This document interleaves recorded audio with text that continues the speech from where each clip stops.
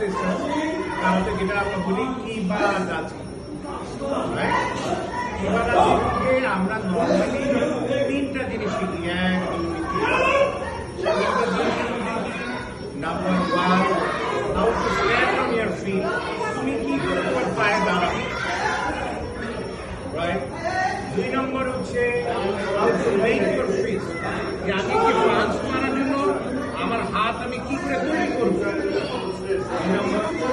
3 নম্বর হচ্ছে how to respect your elders, তুমি তোমার সিনিয়র কি করে শ্রদ্ধা করবে।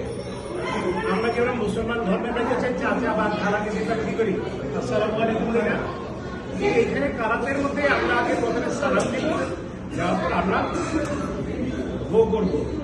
বিকজ এই যে ভাই একজন আছে বা আম্মু আছে আব্বু আছে, আমার সাথে যদি কোথাও দেখা হয় কি হবে, আমি ওর আব্বুকে সালাম দেবো, অথবা আব্বু আমাকে সালাম দেবে। বাট ওর আব্বু যদি আমার কারাতের ছাত্র হতো, সে কি করবে, আমি কি করে বুঝবো যে সে আমার ছাত্র ছিল? সে কি করবে, আমাকে সালাম দেওয়ার পর আমাকে রে করবে, ও করবে। আমি সাথে সাথে বুঝতে পারবো যে তোমার আব্বু কোনো একটু আমার ছাত্র ছিল, সে আমাকে রে করছে। এটা হচ্ছে আমাদের কারাতে